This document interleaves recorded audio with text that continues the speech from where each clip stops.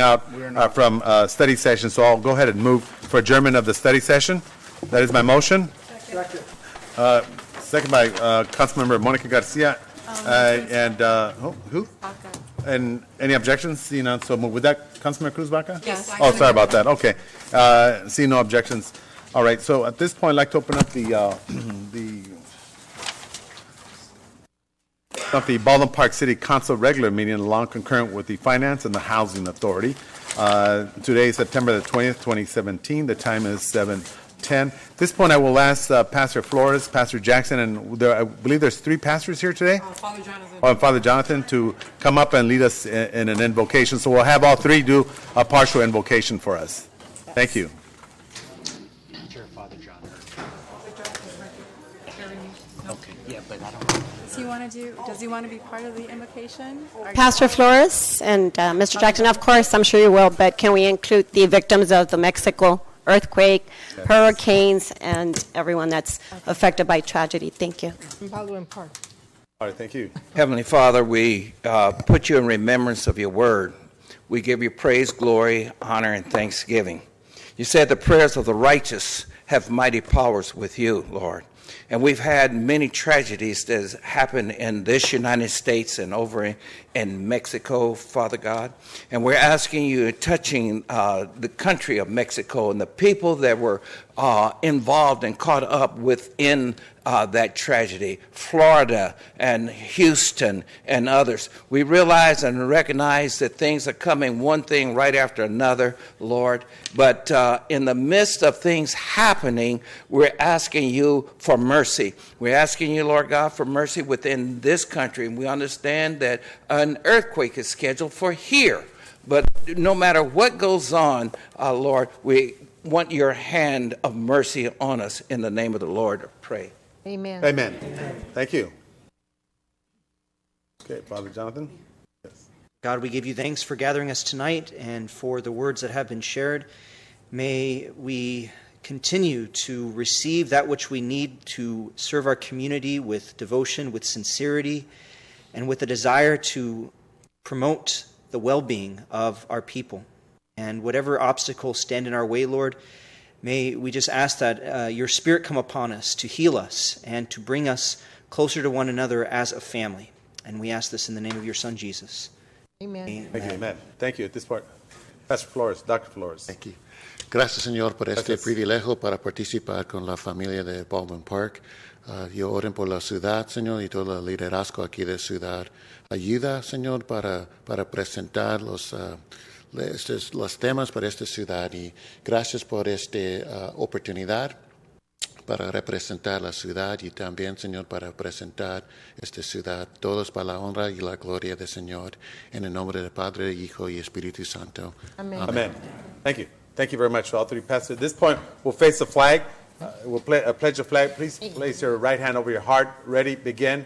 I pledge allegiance to the flag of the United States of America and to the republic for which it stands, one nation, under God, indivisible, with liberty and justice for all. Well, first of all, thank everyone. I will be stepping out momentarily. I have to run home for something. So before I begin, I just want to let everyone know that, of course, as was mentioned by Vice Mayor Susan Rubio, our prayers goes out to all the victims, individuals that were affected by the massive storm, both in Florida and Houston and above, and as well, of course, the tragedy that's occurred in Mexico City. So our condolences goes out to all those individuals. And as I've said before, and once before, I know that we do have an excellent disaster preparedness team here in the city of Baldwin Park, which is inclusive of all the staff members that we have here. And we'll probably mention more at the end of the meeting. And I stated one time there's the 21 schools, 21 schools in the city of Baldwin Park, and I think that all 21 schools, we should look for a grant or fund somehow where we could have some kind of a shed, tough shed, or whatever it is, with different types of mechanical tools. Because if there's a major disaster, some type of earthquake, there's 75,000 people, and of course, 88 cities in LA County, you're talking over 11 million. And, when you look at it, there's not enough tractors, vehicles, whatever, to be able to assist. And I think that's something that we should prepare ourselves. And what happened in Mexico, what's happening in Houston, what's happened throughout the country itself, we should definitely look at that. What I will probably request at the end is for us to actually launch off an actual day on a weekend where we have a disaster preparedness throughout the entire city, where all 21 schools provide these particular tough sheds or wherever we need to place them with emergency equipment, generators, you name it. And I think it's important for us. Maybe we'll be the first city, but I really want us to launch that off sometime early next year, where we involve the entire of City Ballpark, and let's do a mock drill of a natural major disaster and include all the residents of the city of Baldwin Park. So I want to end on that particular note. All right, so at this point, I'm going to give this over to, before I forget, I want to read off the announcement. This is to announce, as required by the Government Code, Section 54952.3, members of the City Council are also members of the Board of Directors of the Housing Authority and Finance Authority, which are concurrently convening with the City Council this evening, and each council member is paid an additional stipend of $30 for attending the Housing Authority meeting and $50 for attending the Finance Authority meeting. So just want to make sure we have that. This way I need to step out. Got a little quick emergency, so I'm going to give this over to... Yes, sorry about that. I just want to wish a Happy New Year to all my Jewish friends and family, and all of you that may be celebrating. Well, you're here tonight, so you're not really celebrating. But Happy New Year to all my Jewish friends and family. Absolutely. Yes. Mayor, I just wanted to keep in mind our city manager's Shannon Yahtzee, his mother, who has been ill but yet recovering well. So just keep his mother in our prayers, and that she continue to recover well. Thank you, Mayor. All right, so I'm going to rush out to my house here, and I'm going to give Mayor? Yes. I also would like for us to keep in prayer Mr. Rio's grandson, who is right now going through chemo and a tough time for the family as well. Our prayer goes out to your family, Mr. Rios. Yes. Mayor, I just also want to remind everybody of our friends in Puerto Rico, all the ones affected by that's right, I forgot. Maria, the hurricane. That's right. And all the Virgin Islands and all those as well. So at this point, before I leave, you want to do roll call? I'm going to go ahead and give it over to the Vice Mayor, and I'll be back shortly. I just got to rush home. Thank you. Thank you, Mayor. Madam City Clerk, roll call, please. Okay. I forgot how to do it. Councilmember Monica Garcia. Here. Councilmember Cruz Baca. Here. Councilmember Ricardo Pacheco. Mayor Pro Tem Susan Rubio. Present. Sorry. Mayor Manuel Lozano. Okay, thank you. We're going to excuse the mayor for a second. He had a little emergency he had to take care of, but he will be back shortly. Now we're going to move on to recognitions, proclamations, commendations, and presentations. We would like to invite Jonathan Mayer, Father Jonathan Mayer from St. John the Baptist Church, in recognition of Father Mayer's. Okay. You come up here with us. We're going to recognize Jonathan Mayer in appreciation of his service to St. John the Baptist Parish and the community of Baldwin Park. He was at St. John for quite a while. Councilmember Cruz Baca and I had the privilege of going to his goodbye party, and you know how much he's loved in our community. There were hundreds and hundreds of people. So let's all join him up here, please.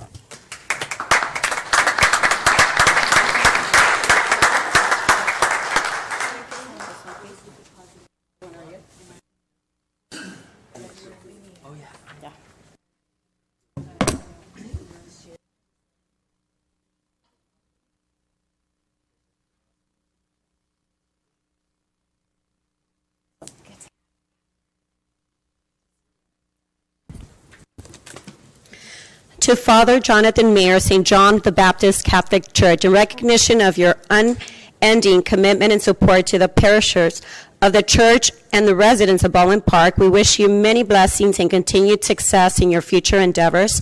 On this day, Manuel Lozano, Mayor, Susan Rubio, Mayor Pro Tem, Councilmember Cruz Baca, Monica Garcia, and Ricardo Pacheco, Alejandra Avila, City Clerk, and Maria Contreras, Treasurer. Thank you so much, and we wish you all the best.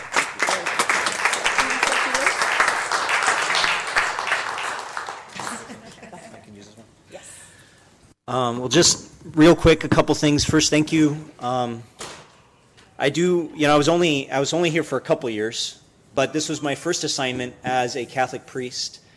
And as I've been telling people, you guys did such a good job showing me how to be a priest that they've asked me now to train other men to be priests full time. And that's basically what my new assignment is. And I do feel like I was taken out too soon, but I trust God has a plan in that. And I enjoyed coming back today and hope that I can continue to come back for various events at the parish and maybe even for the city. So, Thank you. I just want to say something. Father Jonathan was one of those priests that was here even for a very short time, but he did plant a seed, and that seed grew, and he had a lot of followers. I was one of the people that really enjoyed his sermons. So I know he will go far. I know that he was chosen by God to do the best for somebody else. And thank you, Father, and God bless you today and always. Thank you. I'd just like to share a few words. Father John has always been a very inspirational person. When he gives his sermons, he always gives very strong and inspirational sermons. And also just when you see him out working in the community, he's, everybody loves him. He does such a great job in reaching out to people and just reaching out about God. So it's good to see that he is going to teach more priests to continue the work that he's doing. And we just want to thank him. I know it won't be the last time we'll see him. We'll see him back within our community. But anyways, thank you, Father John, for the wonderful job you've done here for the last 2 years.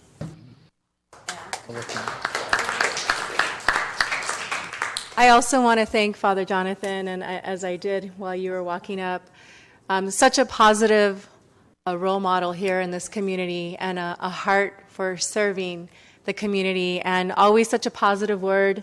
And I want to thank you for your prayers, for this community, for those of us on the council, because I know you shared that in the past.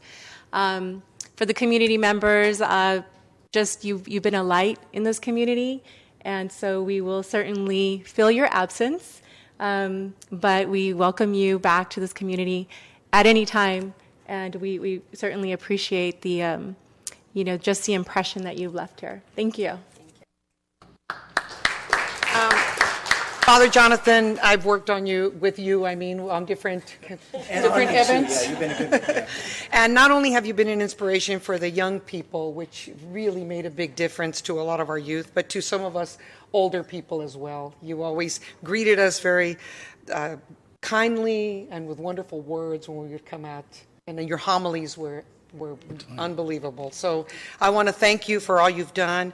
I know that Archbishop Gomez made a good choice as much as and I know a lot of people are going to miss you, but thank you so very much for everything you've shared with our community. Come back. Yeah. So we're going to take a group picture. I just want to say thank you, Father John, for everything you've done to the community. Continue to pray for us because we need it as a community. And again, you're welcome anytime. There you go. Thank you.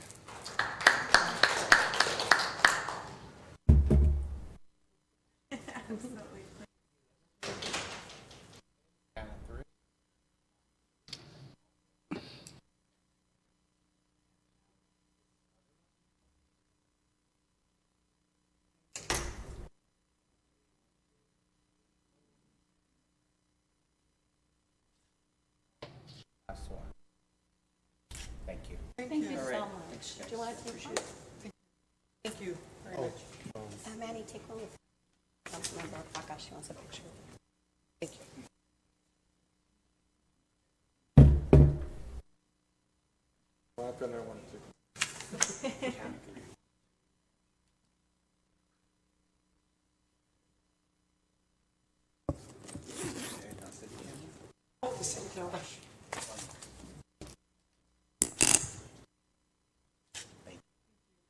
Very much. Hold on. Yeah, you do one first and then. Okay, yeah, 3, 1, 2. Last one. Perfect. Me too. Marie. Yeah, 3, 1. And hold it. Okay, so sorry.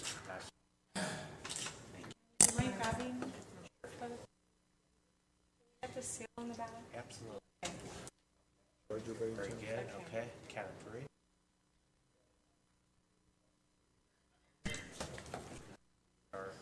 Thank you. Thanks for your patience. Thank you very much. Let's give him a big round of applause.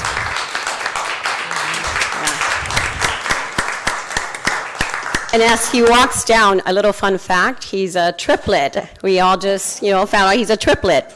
I'm a twin, so we have something in common. So thank you so much for coming back.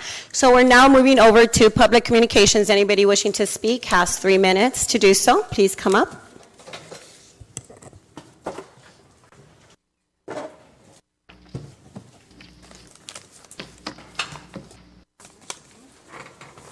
Good evening, Mayor Pro Tem, council members, staff, and residents of Baldwin Park. My name is Cristina Larios. I'm the library manager of the Baldwin Park Library.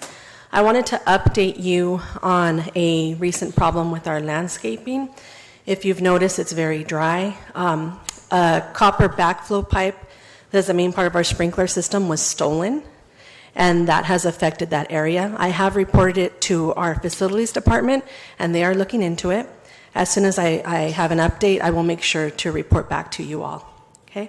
I also wanted to thank the Baldwin Park Police Department for the patrol that you've provided and making sure that our library is a safe place for our community. Thank you all. Thank you very much, Christina. Sam, if you don't mind making sure that we look into that and that's taken care of. Thank you so much. Anybody else wishing to speak? You have 3 minutes. Buenas tardes, mi nombre es Alondra. Estoy aquí por primera vez en una junta. Alondra, can we hold on for a second? We need to translate. Give me 1 second, please. Oh, I have I have it. Oh, you're going to do both? Okay, I'm sorry. Go ahead. Thank you.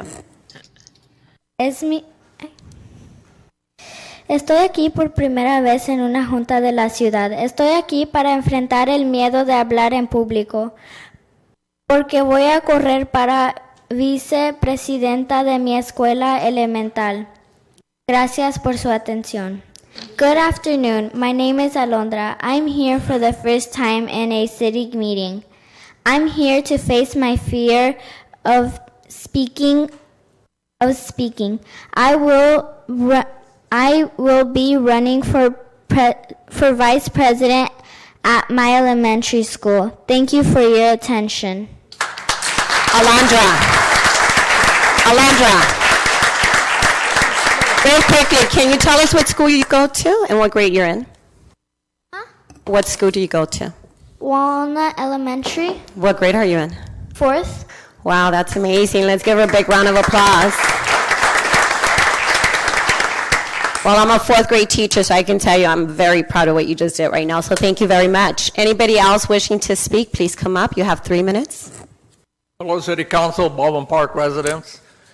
You know, the swing set that was at the nature park, it has to come back. You people gave it away. It's not your right to give stuff away that belongs to us 75,000 or 80,000 people in Baldwin Park. You're a bunch of crooks giving our stuff away.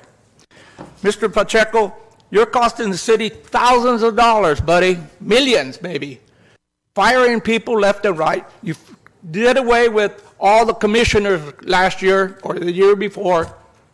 And then you want people to buy here in Baldwin Park. How can you? You fire them like if, tough luck. You know, you guys have to get your act all together, all of you. It's not together. It's 3 against 2, the mayor and everybody else. Also, the Haskell lawsuit is going to cost this city a ton of money. Why? Because you're too darn anxious to fire people. You failed, Mr. Pacheco, you failed the restraining order to Mr. Tullis. What's the matter with you people? You're supposed to be more educated than the average American, but you're not. You know why? Because these lawsuits are costing you guys and us, residents of Baldwin Park, millions of dollars.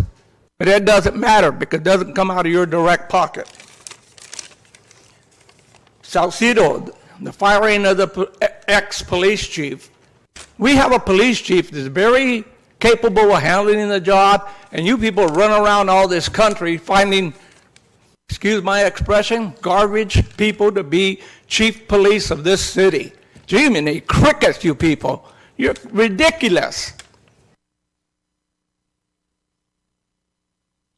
If you don't quit all these lawsuits, you and every Baldwin Park resident and business person is going to be paying millions of dollars for all these ridiculous lawsuits. Every time you guys turn around, somebody's suing this city. And you know what? None of you can give us an answer.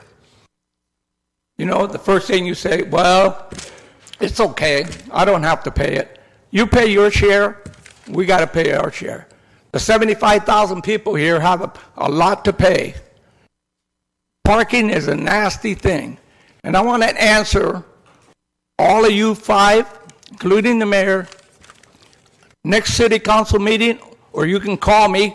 I want to answer where this goddamn set is and get that monkey set out of the park and put it back in where it belongs. It's not outdated.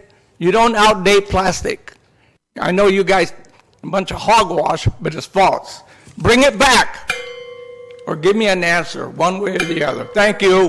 Thank you, Mr. Luna. We appreciate your comments. I heard you. Anybody else wishing to speak? You have 3 minutes.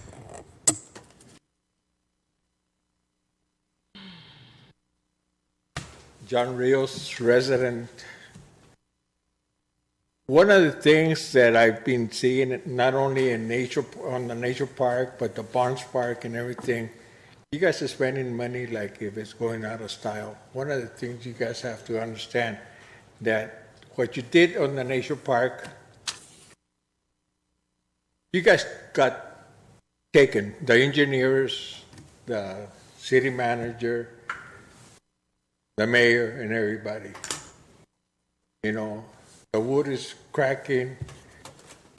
Like Mr. Luna says, the swing set and all that, it wasn't outdated. I talked to the people at Home Depot. They said they should have told us. We wouldn't replace anything that was broken. You know, the corporate office is more than willing to work with the city, you know. You guys have to understand that I'm not an engineer or anything, but I have a degree in wood, okay? Sam, you asked me. I do have it, okay? I've always worked with wood since I was young, okay? Years before, when you went to school, you had to pass wood shop, okay? Another thing is, why are we spending on item 7? You know, you guys want more money. What are you guys going to use the money that Blanca gave us to finish up the Walnut Creek? I don't think so. You know, one of the things that you guys to understand, the company that did it, the trees are dying, the wood is breaking up and everything, you know. You guys, you know, as engineers, why get an outside engineer to run the project? We have our own engineers in-house, okay? I asked Manny Carrillo last week because something broke in there, and he says, well, you know, we're working with a company that did this. It's been a year and a half, not even a year and a half that we opened the park. It's already breaking apart. I called them up because there was a screw sticking up from one of the seats, and the kids, if they go over there and try to sit down, they would have gotten hurt. And I didn't want that. Okay? So that's one of the things you guys have to understand, that we are keeping an eye on you. Okay? That's going to be 3 minutes. I'll talk to you guys later. Thank you, Mr. Rios. After public comments are done, we're going to defer to the Parks and Rec Director to give us an update on that equipment. Anybody else wishing to speak? Good evening, Jim Enriquez, LA County Fire Department.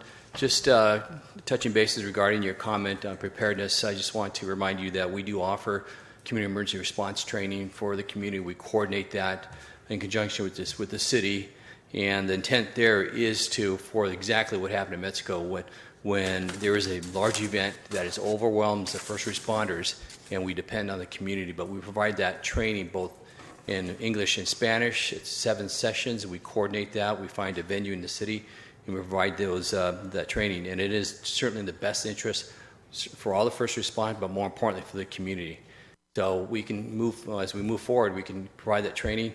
And incidentally, LA County Fire Department, your fire department, is one of 2 fire departments in the nation that provides that's internationally certified to assist other countries. And we're in the process now. We have 62 people in Air Force Base right now getting ready to launch on a C-140, coordinating with the Department of Defense en route to Mexico to assist in that capacity. I just wanted to share that with you. Good night. Thank you very much. Anybody else wishing to speak?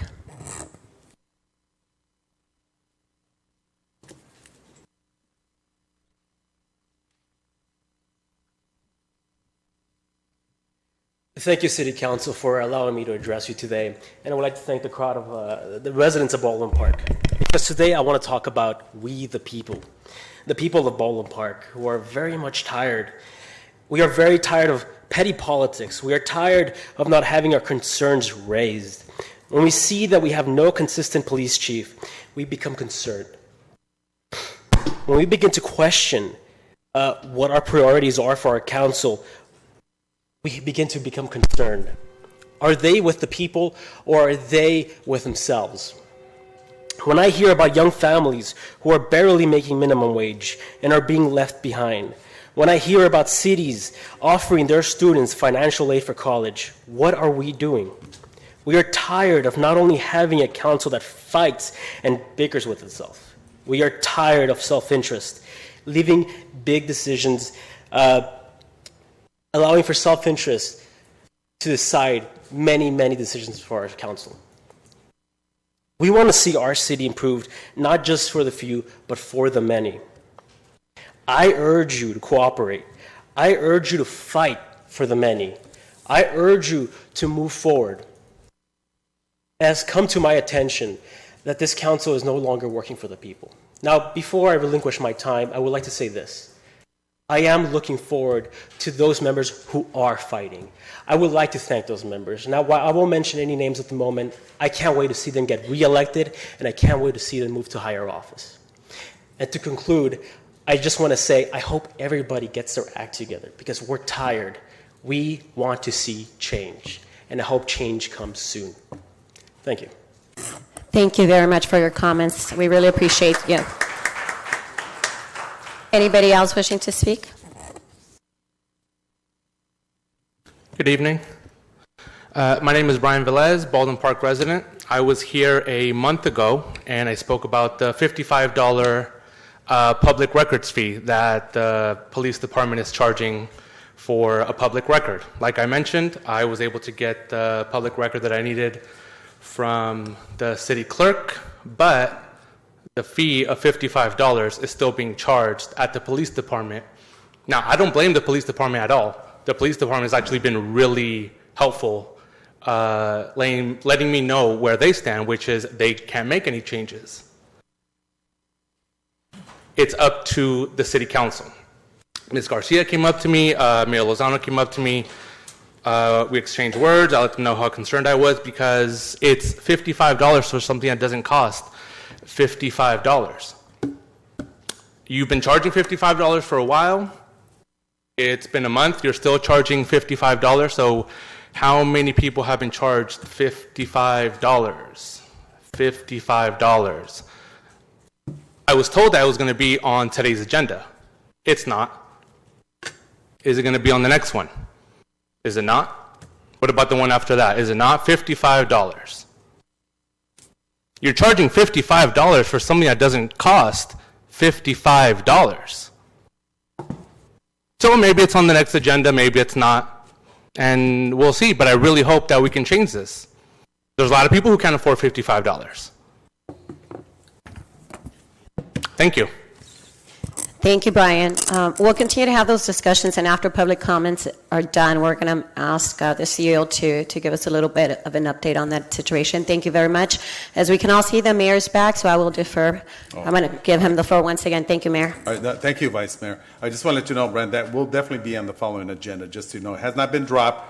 There's been little things that they've had to do in between that with the legal counsel as well. All right, so all right, moving along with public communication.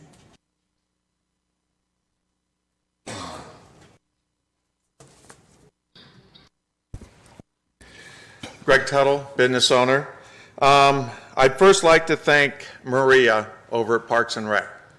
That street fair has been a total success, and she has worked her butt off. And I certainly hope that all you council people honor her when this is over with the Parks and Rec people, all the employees and director. This is one, they did a very good job. They even did better than the first time. So I think that they ought to be honored for what they did and bringing in the money, generating the money, and bringing in the people there. The next thing I want to bring up is the Walnut Creek Park funding. This grant money that Blanca Rubio got for us and everything else, we already misused $1 million over there, and it looks like a joke. And I think that we need to have an oversight committee of 4 or 5 people that are going to look over the spending and how the money is going to be spent, if it's going to be spent over there and spread out to the other places. It's obvious that we don't have controls, and it needs to be controlled. When we spend $147 an hour for Sid Masavi, civil engineer, to go out there and be a construction manager, that's a joke. We got another guy on the payroll for $75 an hour, construction manager. This is a joke. These guys jump from center mediums over to the Cork drain, and then they jump over to the Walnut Creek. This is not right. And we need city engineers in here, in-house, and quit paying the stupid fees we pay to Sid Masavi. And it's hundreds of thousands, which I will be bringing a report, but I don't have it finished yet. Now I want to go into the thing with Monica Garcia bringing up this thing with the standing rules. You know Manny, you know Pacheco, you voted no when Cruz Baca brought it up at a special meeting upstairs, the Roberts rules. You guys were not going to be told what to do. You can't call me Three Stooges. You can't call me a congenial liar. So this is going to ruin you guys' whole program. If you let Monica bring in this. God, this is going to be a catastrophe. So either, I would love to have rules, but you know what? You got to obey them. And the thing is, I don't know why she's bringing this up, because she knows you're not going to vote for it and he's not going to vote for it. So we need to understand that if you guys are going to have a decorum and you're going to treat each other equally up there, fine. But if another council person has an issue with another council person and doesn't agree, they have the right to express that, whether they do it up there or they do it down here. So you need to understand there's still freedom of speech, whether you're a council member or not. And the thing with bringing up, Monica wants to bring up this thing with the lawsuit with Pacheco. It's a joke. Thank you. All right, thank you very much. Okay, moving on with public communications.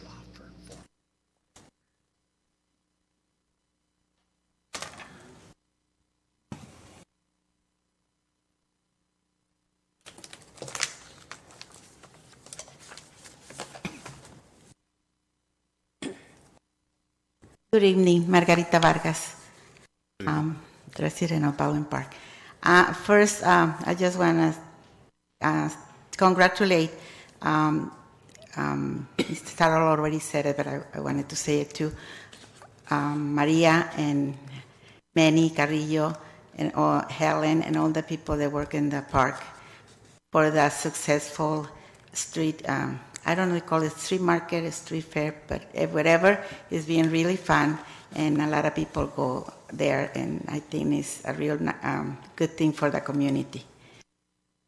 So, and the other thing is that I want to say that I enjoy the Pomona Fair, that honor the Women's Club and Manny Montenegro, and that we were in a parade. and it was a lot of fun. And I think if we do it next year, it will be good for our city.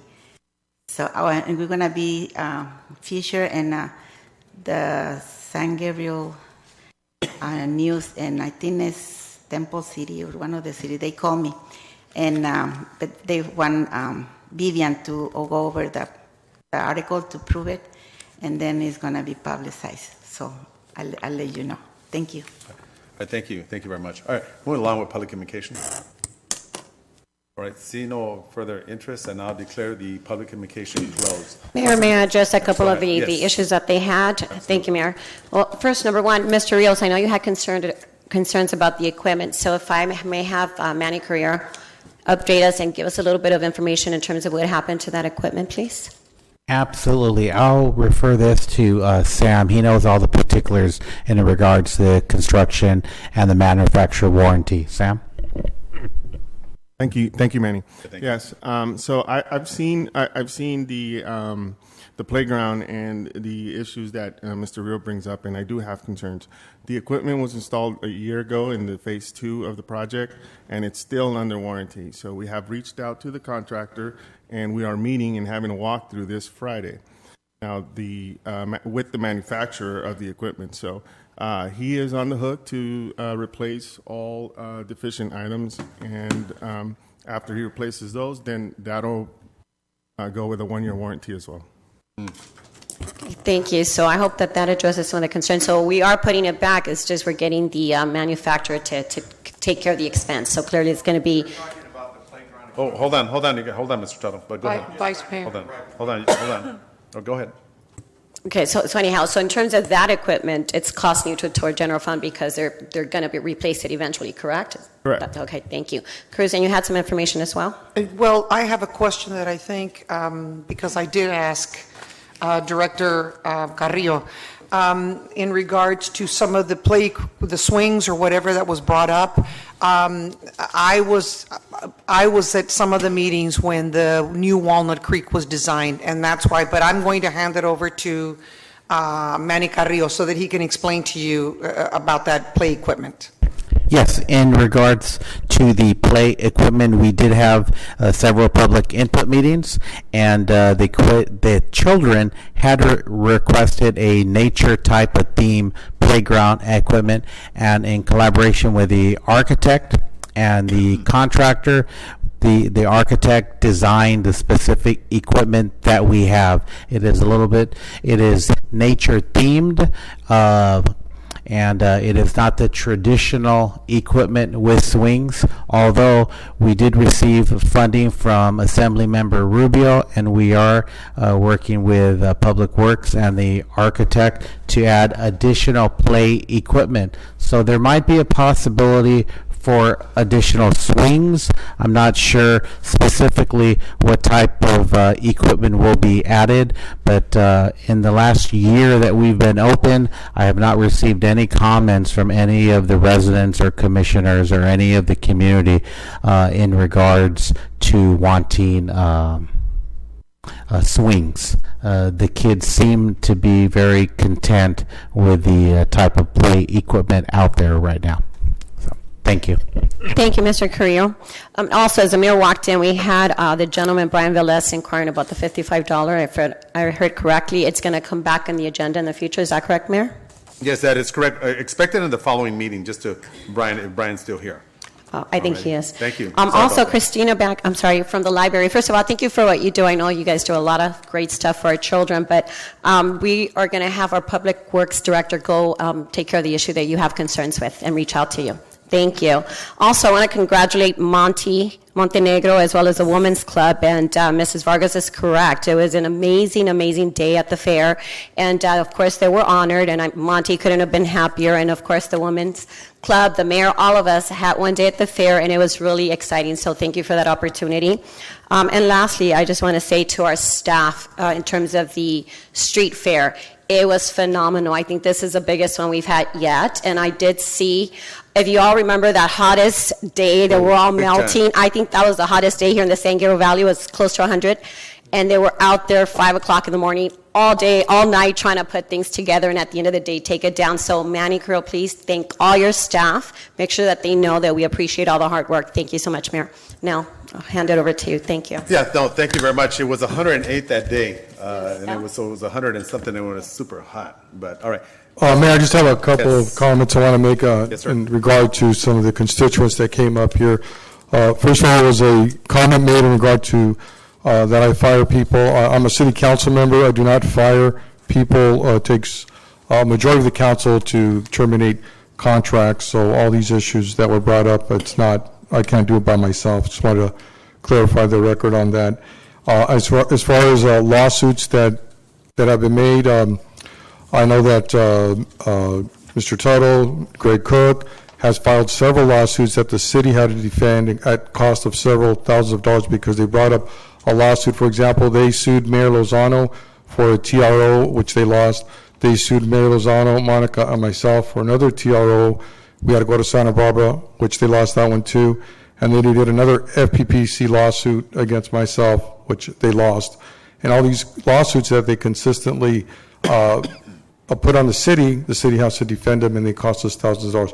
That's not to also talk about the public information requests that they burden the city with. Mr. Tuttle does numerous amounts of public information requests that bogs down staff, finance department has to go through all their records, and this costs the city a lot of money. It's money that we could spend better on either police protection or other areas that we have. But we're literally, these numbers that come up that for these TRO requests that are not necessary are up in the thousands of dollars, and they're starting to hit the budget at the cost of having even, we could pay for a police officer, we could pay for somebody at recreation department, I don't know, but I'll pull those records together and start to make that public.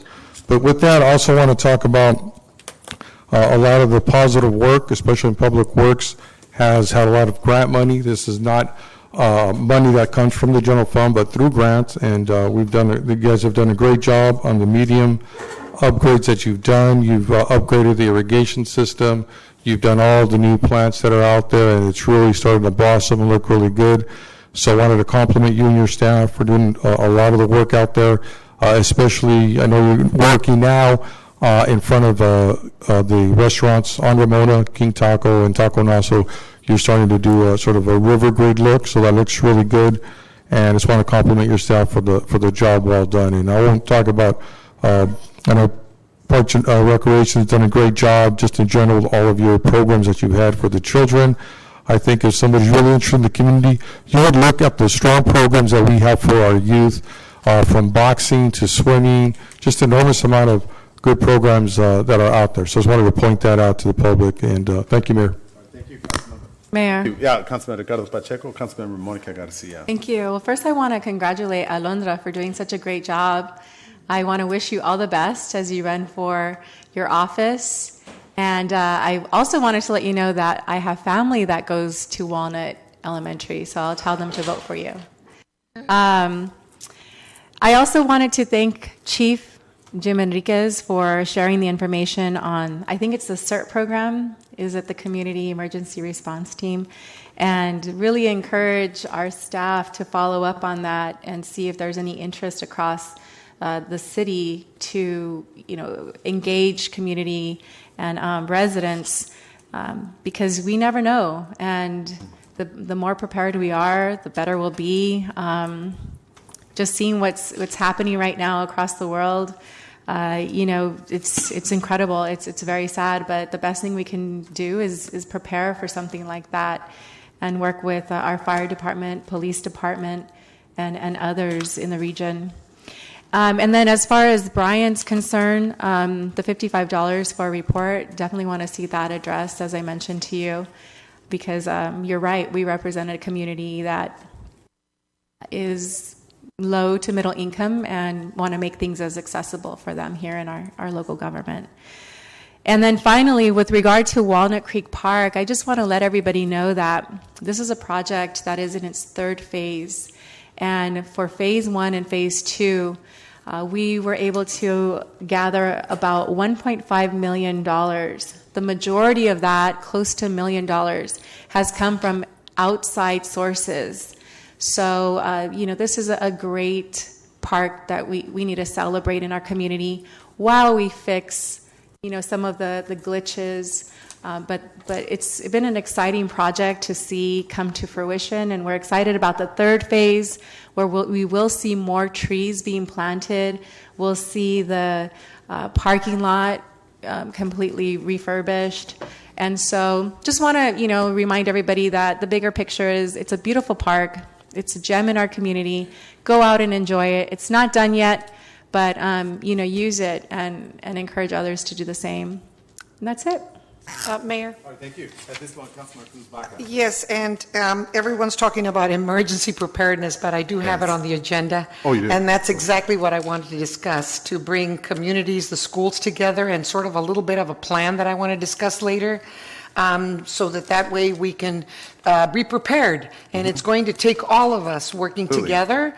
And so I'll explain that at the end of the council meeting, so that the residents or our police department and so forth can please, because it's going to take all of us to work on that. Absolutely. As for the $55, I do agree that we may need to review some of those fees, and I think that maybe the chief can help us or staff can help us in order to bring some light to this situation and see what can be done in the future. If there is, the city clerk can give copies, or what is the $55 fee if the police department. So, I'm not even sure of that, so I think that it needs to be clarified.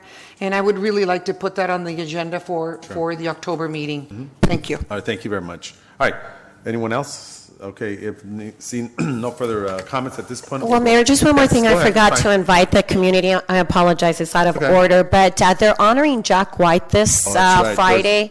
Everyone knows he's a personal friend of mine, but he was a public servant for 25 years here in our community, a school board member, the first elected mayor to the city of Baldwin Park. Anyhow, they're going to name the stadium after him at the high school, and so at Sierra Vista High School, so it would be great for everyone to come and cheer him on and congratulate him. Thank you, Mayor. I assume we've ordered a plaque or proclamation?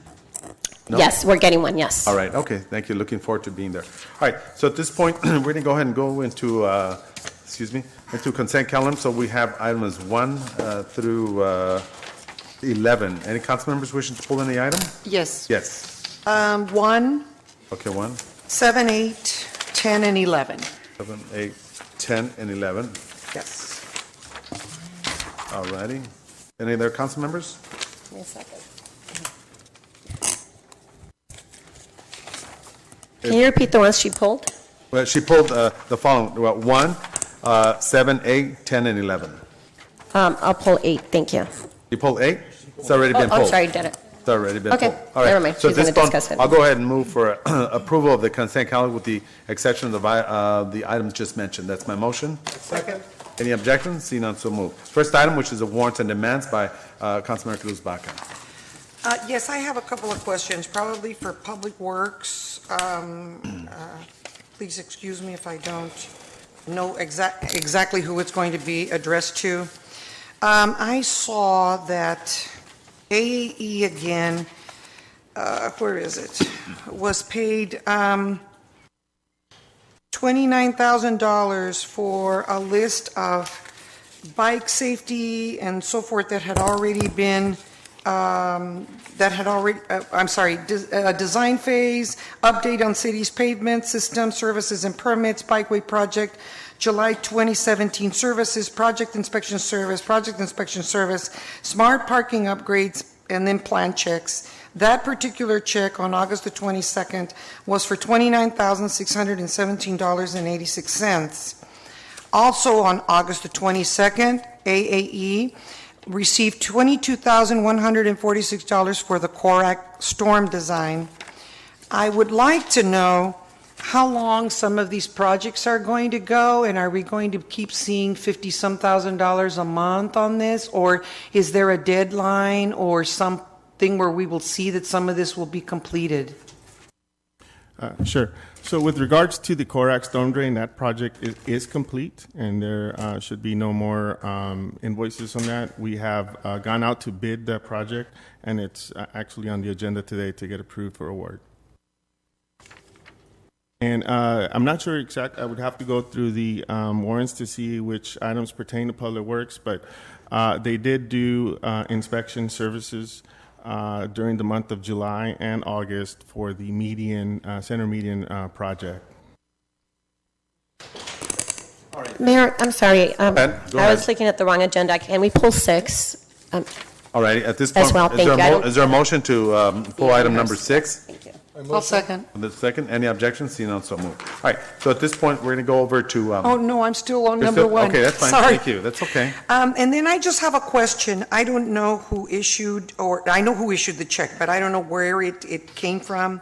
To West Coast Soccer League for Oktoberfest tickets for $300 at $25 each. What was that about? Which one is that again? I'm sorry. It's on August the 10th, West Coast Soccer League, Oktoberfest tickets. You want to see it, Mary? No, it's most likely the seniors. The seniors probably we've purchased tickets for the seniors, and the agency administering the program is the agency that you mentioned right now. It's for the Soccer League? Yes, I will double check. Interesting. Okay. And that's it. I with those questions that I had, I make a motion that this be passed. And second, any objections? Seeing none, so move. Item number 6, request by Councilman Vice Mayor Susan Rubio, accept plans and specifications and approve for the award of bidding city projects, number 2017-20205, storm drain improvements at the Francisquito Avenue and Ramona Boulevard, Corac storm drain phase. Vice Mayor, thank you.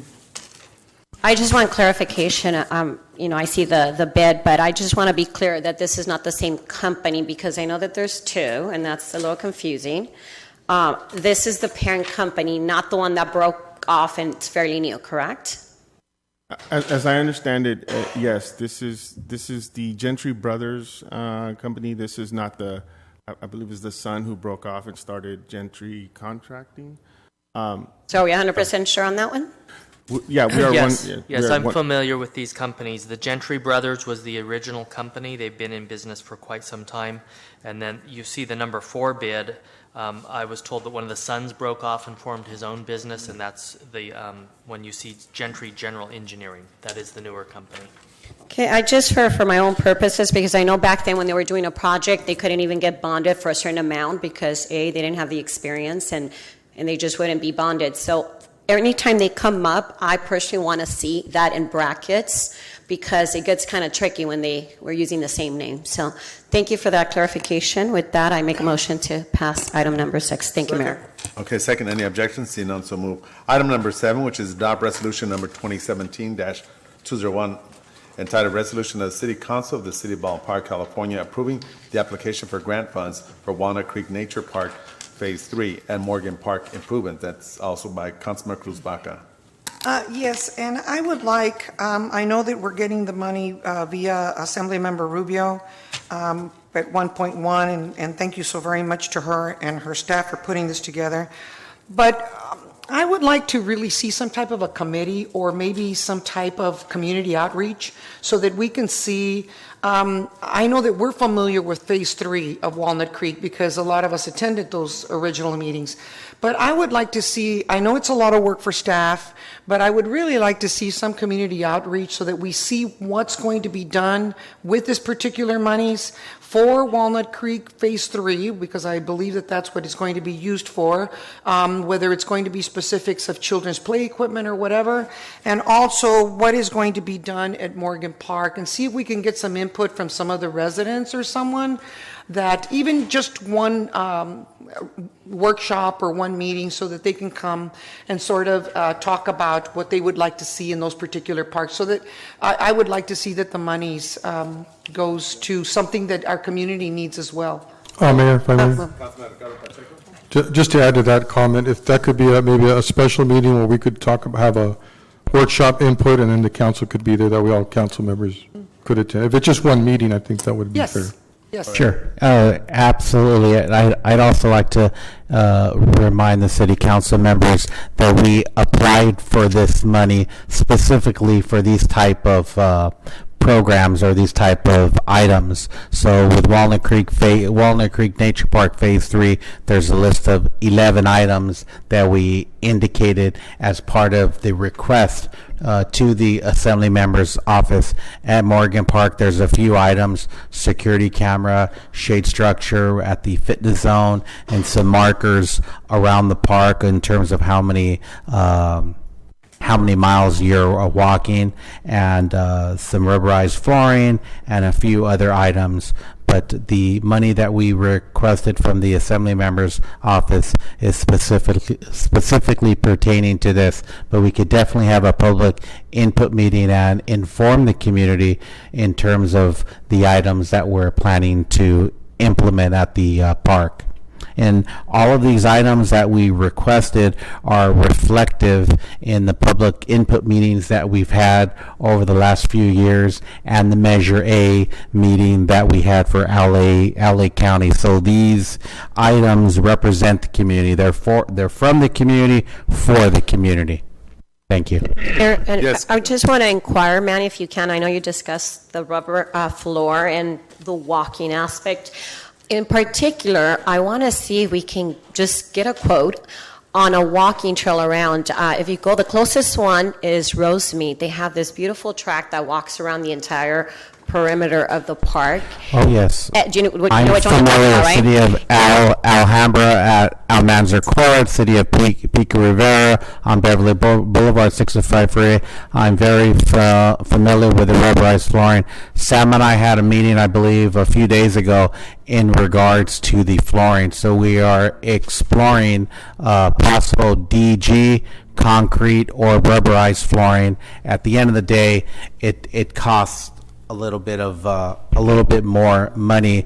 The budget that we indicated for the flooring might be a little low in regards to the mile markers. When we initially applied for the money, we had requested markers. As we explored it a little bit more, we noticed the sidewalks aren't quite big enough. So we're going to explore that at Morgan Park. I've identified one loop, which is about a quarter of a mile, and if you go all the way around the park, it's probably about a half a mile. So we're definitely exploring that. Well, even if it's not part of this project, I just want to have, a quote, just to see if we can go. I mean, we just passed a bond, and we can maybe go and ask, see if that would be paid through those funds. But I think it's just a great idea. I saw a lot of people utilizing it, and I think I would utilize it as well. So please, if you could just have a quote for the entire perimeter, just to have it and see if we can figure out how to get that funding. Thank you. I'd also like to share with the council, Measure A funds through LA County will be available to the city of Baldwin Park July 1st of 2018.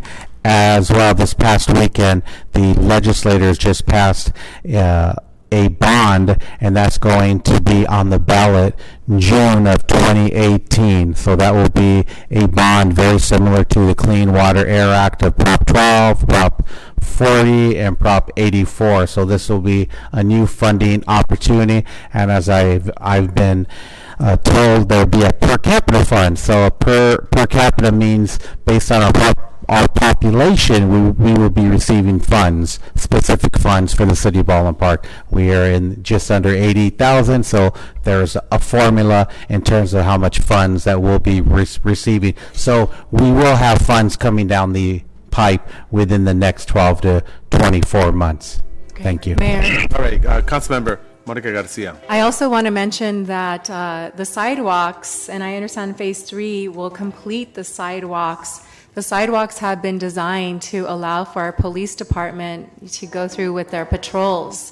And so, for the public's information, I think that was a great concept in the design. And for Phase 3, I also understand we're going to have wireless security cameras. We actually have cameras already, and we have approximately 60 cameras, or maybe 53, 57-ish, maybe 60 cameras fed to the police department dispatch. So they're down there right now, thanks to David and Mark in the IT department.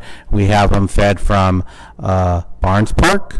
We have about 12-ish at Barnes. We have about 7 at Walnut Creek Nature Park. We have another dozen at Morgan Park and at Solis Park. In the Teen Center, we have about 20, mid 20s. And they're all working, and we're in the process of securing a 70-inch monitor that David's working on right now for the police department, because we have so many cameras. We want to make the images a little bit larger for dispatch. But to answer your question, we do have a handful of cameras at Walnut Creek Nature Park, and we are going to add additional cameras, and some of them are, I'm not sure in the proper terminology, they're Wi-Fi cameras, IP cameras, and they're solar, and so we think we've dotted our I's and crossed our T's in regards to vandalism and people stealing the copper wiring. So we have solar lights, etc. And there was a comment in regards to oversight on the funds, on all grant funds. I'd like to share with the community as well as the council members, in particular at Walnut Creek Nature Park, we will be audited by the federal government as well as the state of California multiple times. And regardless of the amount, $20,000, $1 million, they will spend all day with us, if not multiple days. So just want to assure you that there is a oversight process, and I think it validates staff's work, and we have a very good reputation at the state level as well as the national level, and that's why we keep on receiving grant funds to make improvements to all of the parks. Thank you. And if I can add to that, we also have a Recreation and Parks Commission, which also provides some oversight to, how our parks are improved, and they are the community voice. So with that, I'll go ahead and move to approve the application for grant funds for Walnut Creek Nature Park, with the idea to have another community meeting. I know we had many in the past, at least for Walnut Creek Park, but that's my motion. I second. But wait, we need to include the council members as well, because Councilmember Pacheco had said that he would like for the council members to be there as well. And so I would like to include the council members at those meetings. And I know that we have had a lot of meetings in the past, but it's been a while.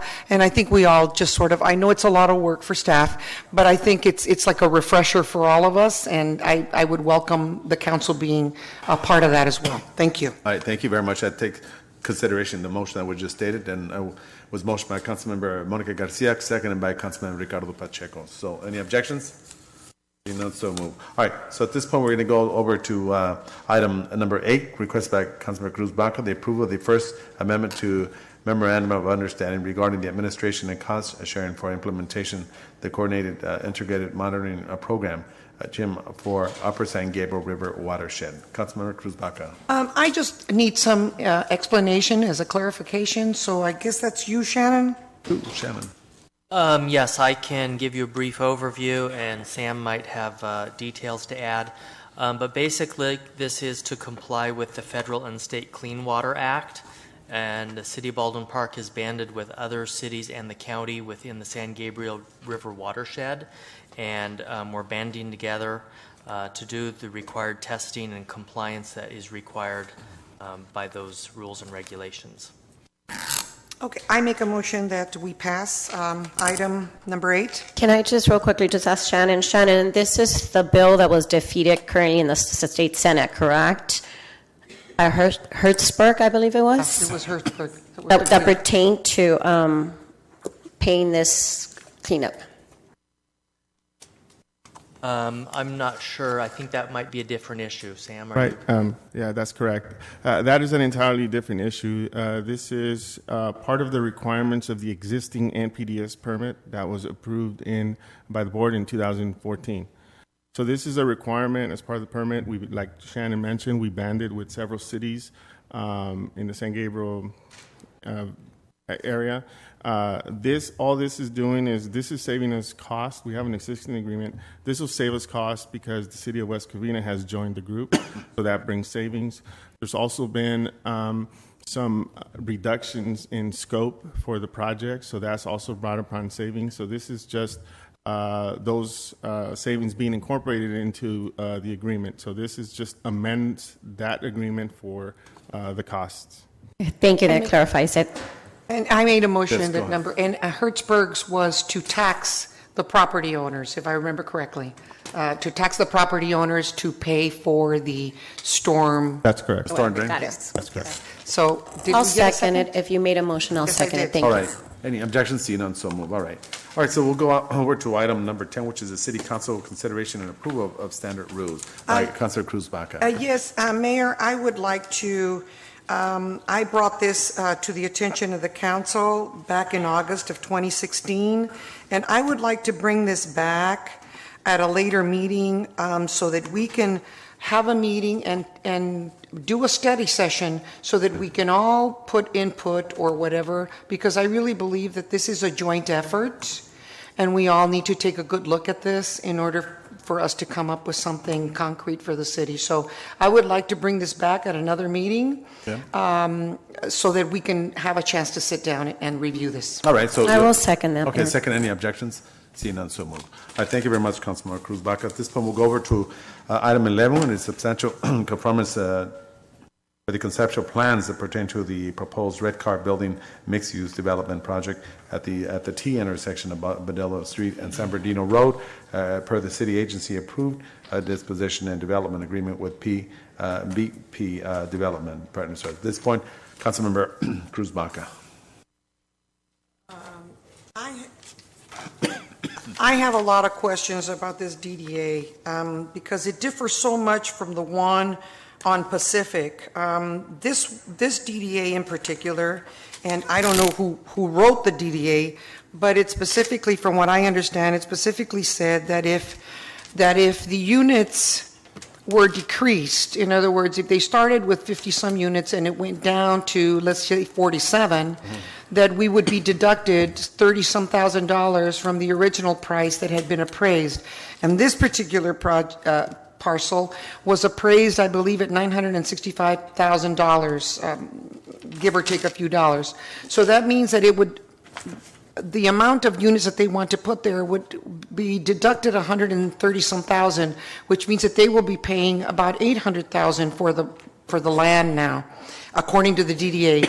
I would like to know, or bring this back so that we can review this and take a good look at what's going to be done there, because it seems like it's changing all the time and it's not really certain whether they're going to go ahead with the designated units or they're going to, again, make the project smaller. So I would really like to bring this back so that we have a chance to discuss this, probably to the second meeting in October. Hold on, allow her to finish. Go ahead. So that way we can take a good look at this project. I know it's different than the one on Pacific, but nevertheless, it is the same. It is the same developer, and I would like for all of us to review the DDA because the two of them are very different. All right. Thank you. At this point, Councilman Ricardo Pacheco. Mayor, I would like to hear from staff to respond to the questions that were brought up by the council member. All right, so Mr. Gus Romo.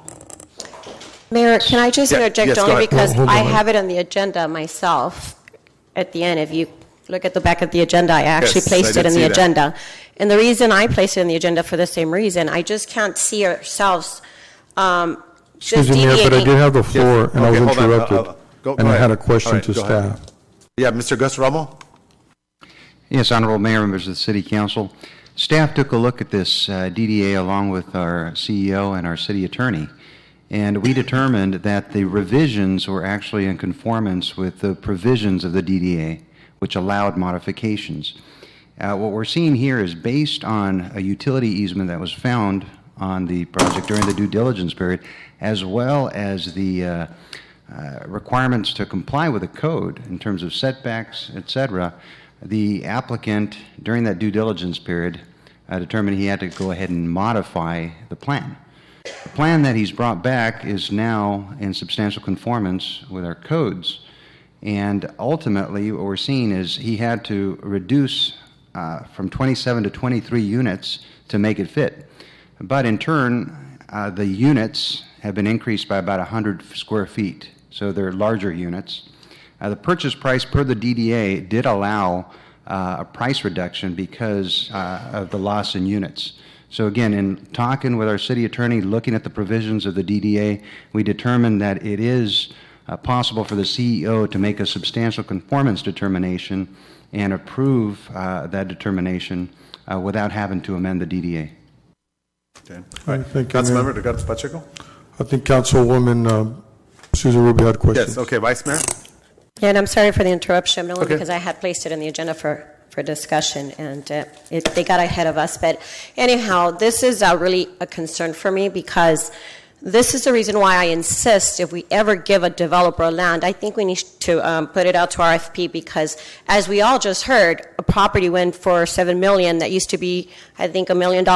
So I don't understand why we keep losing money for our residents. This is not our money, and now because there's a reduction in units, now we're going to have to reduce our price.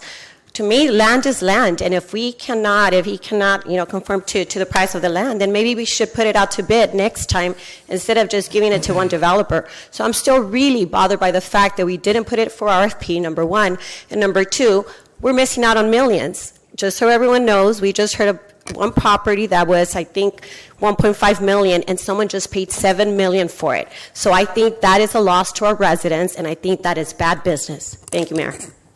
I still want to bring this back, Mayor. I would like to bring it back to the second meeting in October and for us to sit down. Maybe, I don't know who did the DDA. I don't know who represented the DDA.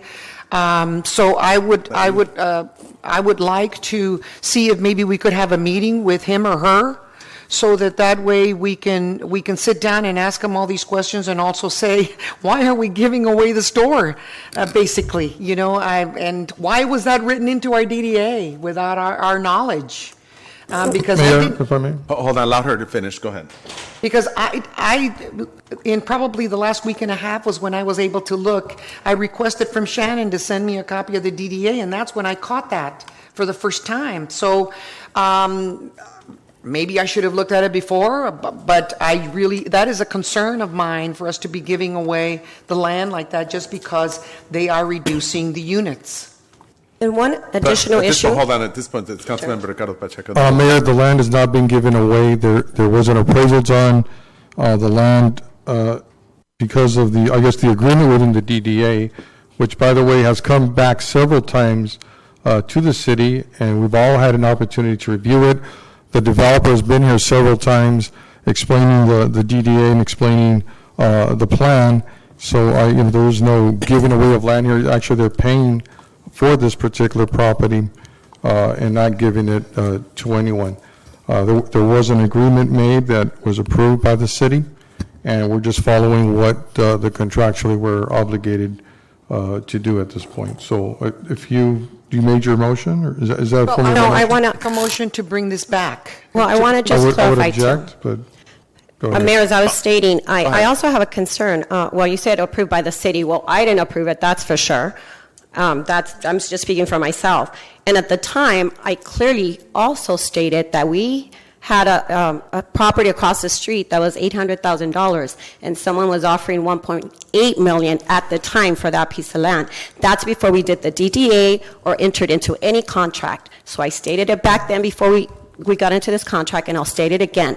I challenge us to get it appraised and see what we can get for it, because once again, we're losing out on millions of dollars, and I don't see why we keep changing. And like I said, we're trying to fix this project to feed the work in his favor versus trying to see how we can make it work for our city.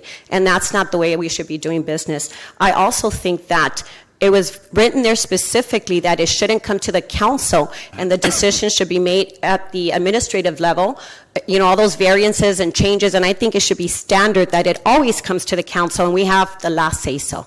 Thank you, Mayor. All right, thank you very much. At this point, I make a motion that it be moved to the second, and also I had a message before I came from Matt, who represents Walburn, and he said that he wanted to sit down to have a meeting with me, so I would like to be able to sit down with him and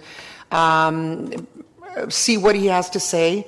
So I would like that chance, and so I would like this continued on to probably the second meeting in October. That's All right. my motion. Motion second. I Any object. objection? Okay, one objection, Madam City Clerk. We're going to go to roll call. So this is to bring it back to a future meeting. Yes. Yes, thank you.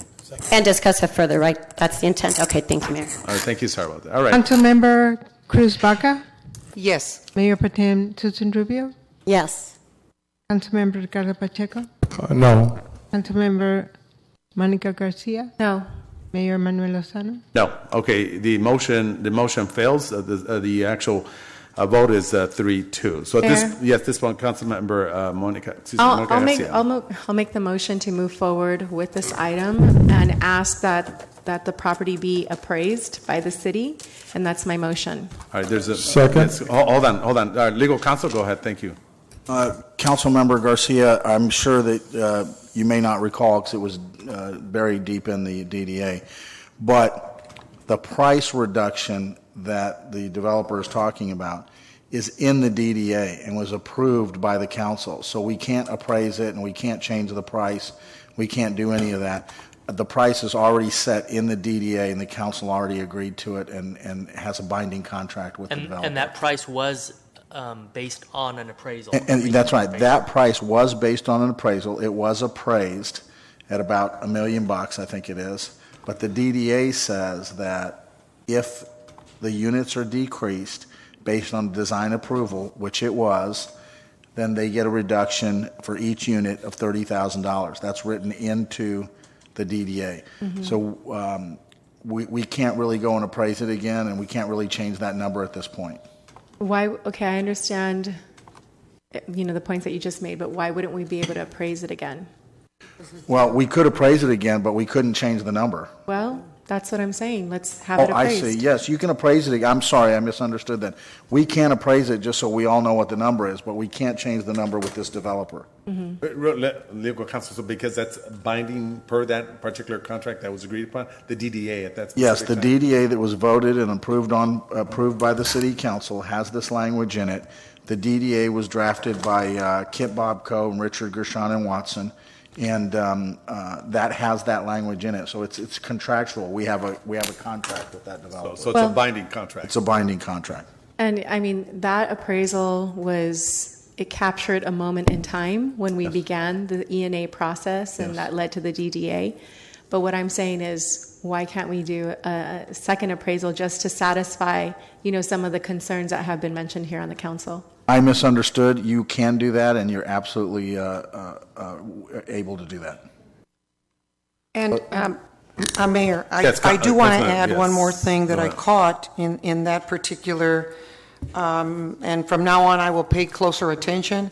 In that DDA, it also says that it doesn't have to come back to council for approval, because once we signed and agreed to the DDA, which I don't believe that I voted for that, that it didn't have to come back to council for a final decision. It was automatic from that decision when it passed.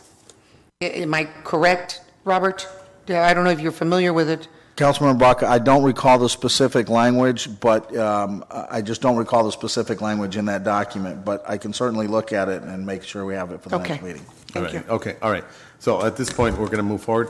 So that's yes. my motion. Okay, second. Any objections? Yes. All right, Madam City Clerk, there has been registered one objection at this point. We'll go ahead and take roll call. Councilmember Monica Garcia, My motion is to move forward. So, yes. Councilmember Ricardo Pacheco, Yes. Mayor Pro Tem Susan Rubio.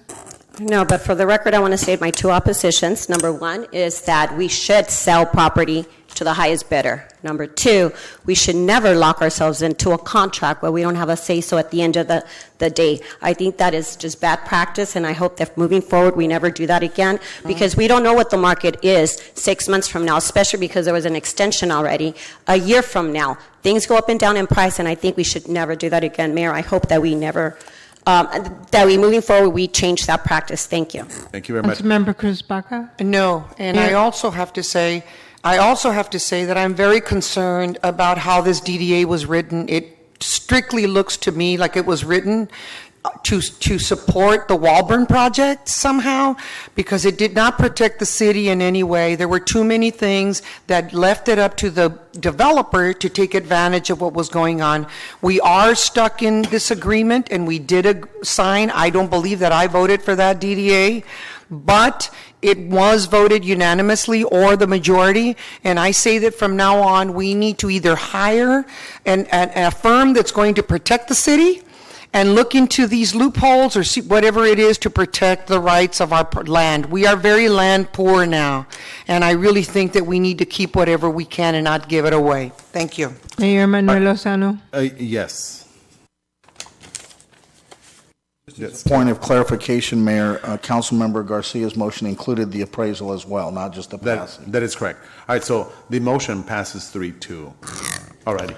Okay. Mayor, just let me add that in the staff report, there is no information saying that one property went from $1 million to $7 million. Otherwise, that would have been the appraisal. The appraisal was done by a professional licensed, state of California licensed appraiser, and he put it in at $1 million, and that's what the appraisal value was. Now, if you do any agreements with developers and make an agreement to a particular development, and later on say, and by the way, at the end of the agreement, I want to be able to change that appraisal number or redo it again, no developers would come to this city and do any sort of development. This information was brought forth several times in several workshops, and every council member had an opportunity to review it and make statements that, then. The DDA was approved by the city council. Yes, there's probably two objections to it, but now it's a contractual agreement with our developer, and so we need to follow through with that. So there are no properties that are worth $7 million or 10, these properties have been sitting there for 50, 60 years, and nobody has ever come over to say we're going to do this a development on that property. And so we had a developer that came in.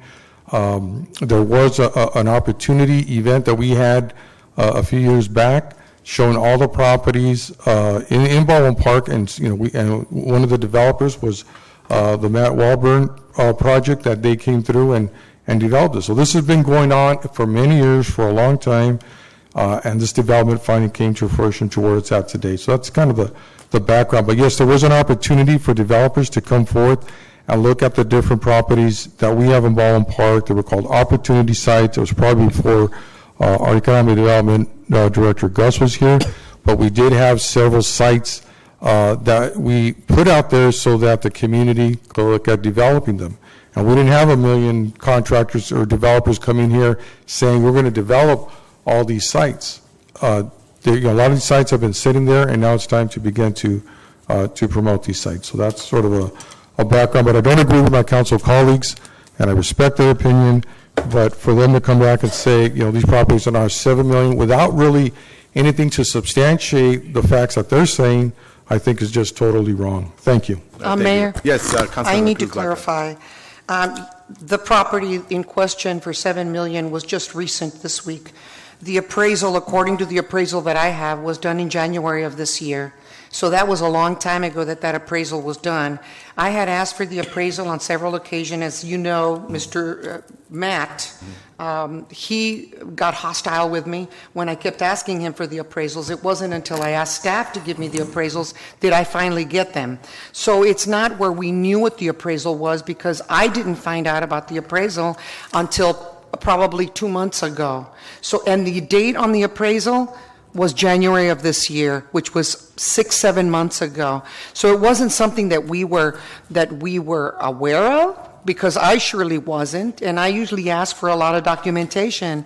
And Matt refused to tell me what he was purchasing the land for. It wasn't until I had a good look at the DDA. So I do want to say that I have concerns about that. Yes, our hands are tied and the contract was signed, but nevertheless, I think in the future, we need to hire an attorney that's going to protect the city. And we also need to take a good look at that DDA and see what the loopholes are, because I feel that we missed out. Thank you. All right, thank you very much. But one more thing that I want to add to Yes. that. He said that we all voted for, but we need to be clear. They didn't meet the DDA. at the time that it expired, they did not meet the DDA. We just gave them recently an extension. Recently, when we all know there are people out there fighting for land right now. There's a lot of need for land. People are outbidding each other. So no, this was recently. It was a month ago, 2 months ago, when we knew there was people willing to pay up to $5 million for land. So no, this is not something that happened a year ago, and all of a sudden, we're stuck. This was a month, if I'm not mistaken, and you could correct me, 2 months ago. And we already knew that people were outbidding each other with millions of dollars because we didn't have any land. Thank you, Mayor. Just for the record, when you're talking about the millions of dollars, that's for the cannabis, not this particular parcel. So I just wanted to set that straight for the record, referencing that particular area that's been emptied. I moved to Baldwin Park in 1979, and when I got on the city council back in 1992 as a planning commissioner, we literally had numerous potential developers, but nothing ever came through. So I just want to end on that point. Mayor, just very quickly, because you bring up a good point. That property is right across the street from residences, so it would not be a cannabis property. If you're talking about the current cannabis groups that are out there buying property, and I'm hearing that they're going up to $7 million, this property has residents near it, so I think would probably not fall into that category. But nonetheless, those DDAs are very typical, like the ones that were written. We can compare all the ones that we've had, but for most developers to go into an agreement would be difficult if you say, hey, by the way, by the time you've done and did all your due diligence and spent all this money on drawings, and then at the end I want to change the price, and no developers would come here to Ballpark. I mean, that'd be just totally unrealistic, and it may speak to the fact that you may need more information on how development agreements work. Thank you, Mayor. All right, thank you very much. All right, at this point, let's go over to the consent calendar, which we have the successor agency to the dissolve the Community Development Commission of the City of Baldwin Park's warrants and demands. So I'll go ahead and make a motion to pass. The staff recommends that council ratify and attached warrants and demands registers. That is my motion.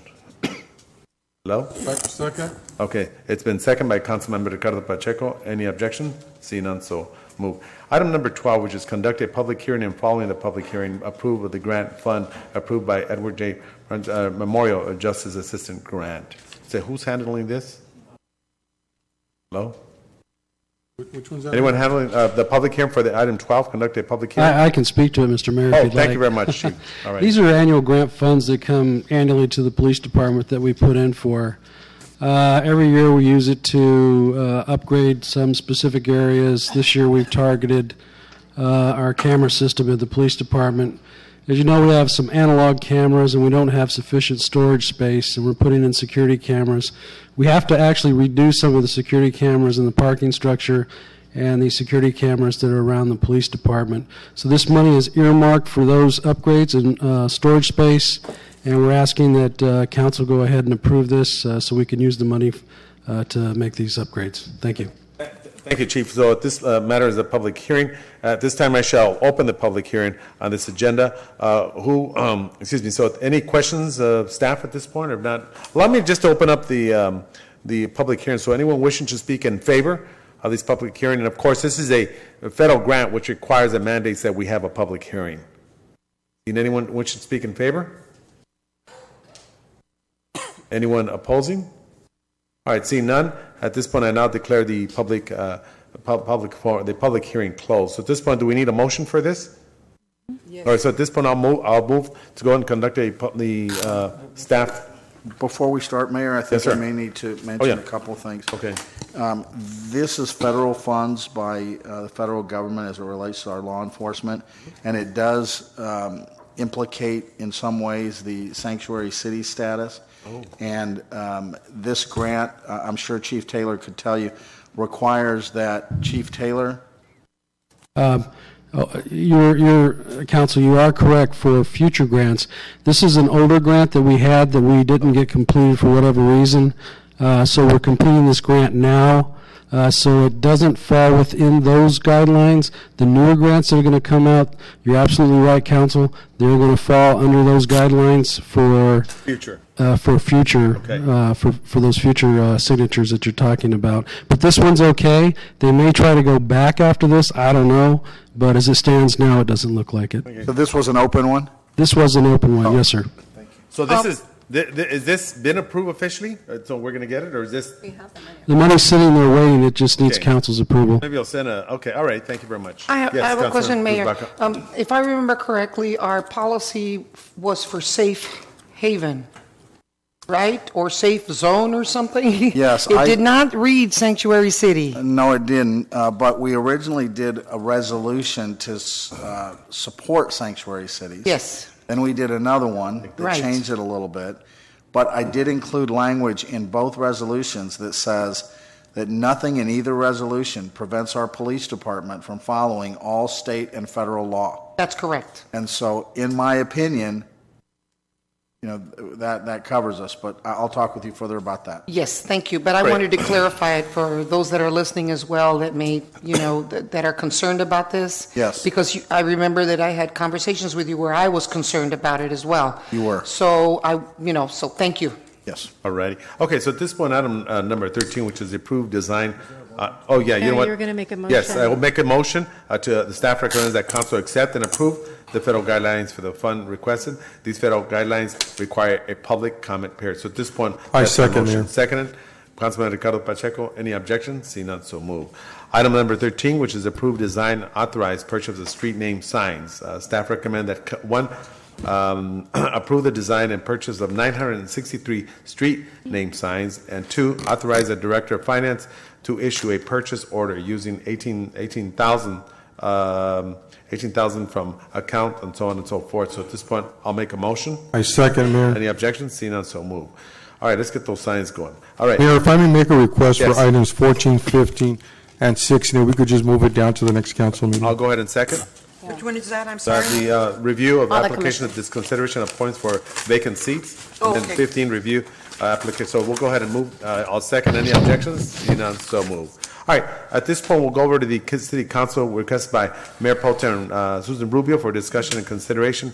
Vice Mayor Rubio is requesting that council provide direction to staff to return a staff report to allow City Council authority to approve and final design criteria for this project on Badillo. Well, that's Baldwin. the whole discussion that we had earlier today, and so it was motioned, I believe, by Councilmember Monica Garcia to bring it back so we can actually see the final design. And again, moving forward, I hope that we do have the last opportunity to see the design, approve the design, and make sure that it's up to par with what we expect. Thank you, Mayor. All right, thank you, Vice Mayor. All right, so at this point, we'll go over to the item request by Councilmember Cruz-Baca for discussion and consideration. Councilmember Baca is requesting a report back from the Police Department to City Council on emergency preparedness, outlining the process and procedure that are in place in case of natural disaster. Councilmember Cruz-Baca. Yes, and I think we touched on this earlier today. Subject. And I would like to see if we could have meetings or mock. Yes. Mayor Lozano had said on a Saturday, Yeah. but I think a school day is better because that way we can incorporate the children while they're in their classrooms in case of an emergency so that they know if they're in school what to do. If they're home, it's very different than if they're away from their parents or the parents are working or their loved ones or whatever. So I think that if we could sort of do that and have some type of a plan in motion. I know that there has been something, and I know that the fire chief also said that we could work with the fire department as well, which I know that is very instrumental in helping us in this type of situations. So I just think that all of us could collaborate and put something together so that we know what we're going to be doing. Yes, ma'am. Currently, we do have an emergency preparedness plan, and it would be something that would be nice to put together. We can contact the schools. Of course, we have to get the permission if we're going to do it on a school day with all the children, but I'm sure Daniel Rodriguez, as you know, is our person who heads this up. So my staff will be getting together with him next week and contacting all the primary participants and see what we can put together. All right. Can I just add to that real Go quickly? ahead. Well, first of all, by law, we have to have a certain amount of fire drills during a month, either fire drills or earthquakes. So I would suggest that you ask them what days they do it on, and we'll just coordinate with whatever days they already have. But going back to the plan, if I'm being honest, I don't think I would know what to do if anybody calls me, and I'm sure we're all going to get hundreds of calls. I've never been given any type of plan as to Where do I refer them? What do I do? What's my role also as a council member? Where do we meet? And that kind of stuff. So I think because of all the disasters that we're having, it's really important that now we have a really specific plan, including ourselves, how we proceed and where do we meet and what do we do. Thank you, Mayor. Yeah, thank you, and I'm glad. And I agree also, Councilwoman Rubio. I think it is a good idea, and it's been something that we should do that we haven't done in quite a while. I just want to compliment Councilman Cruz Baca as well for this. The last time that I know we did one was 1995. That I do because I participated in it. I mean, they had the whole phone center and all. Well, the old. Yeah, in the briefing room. Yes, exactly. Yes, Mr. Mayor. Actually, Mayor, we did have an emergency preparedness event here in about 2007, 2008, but unfortunately we didn't have very much That's right. turnout from the Participation. Yeah, I remember community. that. You're right. And so that has always been the challenge. Well, so but what I want to do, in other words, incorporate Council Cruz Bacchus, I think is excellent, by the way. But yes, definitely during the weekday, and maybe spread it out to the community. We're going to want to launch this out sometime next year on a weekend, a Saturday. We could do like, I don't know, from 8 o'clock to 9 o'clock, just an hour. In other words, somehow we have, and by the way, Daniel Rodriguez does a phenomenal job, is to be able, as I stated several months or several years back, is to utilize the school district if we could get some tough sheds or whatever the case is where we could place shovels, or Chief, you would probably be the more professional person to be able to guide us in those areas.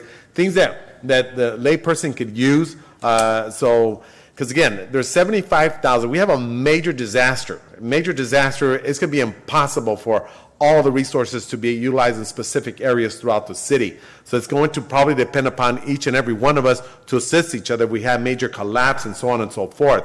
So why don't we have a study session with you, Chief, and maybe something you could propose. But I really want to see if we could do that sometime early next year on a Saturday.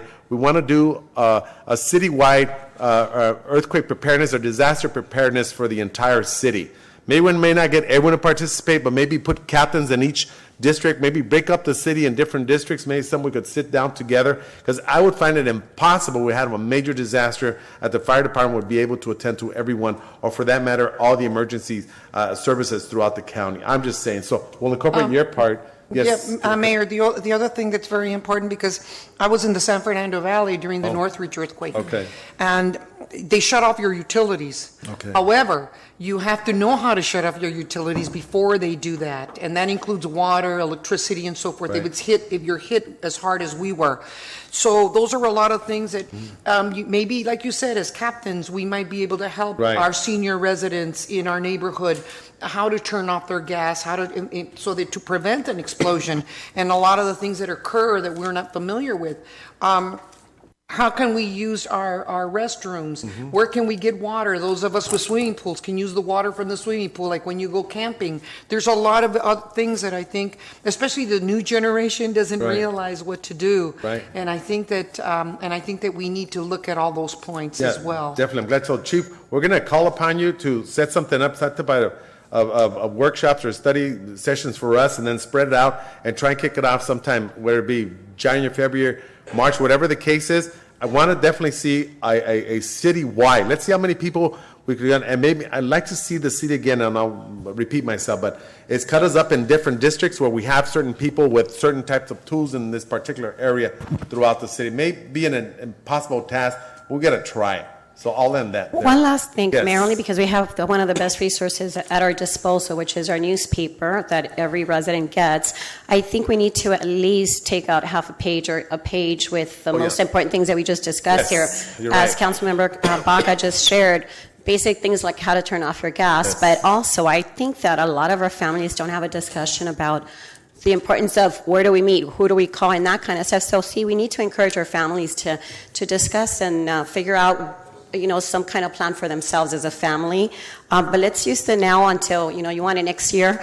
It could happen any time. If I'm not mistaken, we had an earthquake, I think, last night or two nights ago. Correct. So let's use it now, and let's put the most important things that we can share on our newspaper. Thank you, Mayor. Let me just end by saying, Chief, I wonder if you could write an article. We'll put in the article, Chief, where we could, sorry, I'm pulling up your agenda here, just emergency type of things that people could purchase now to have in their home.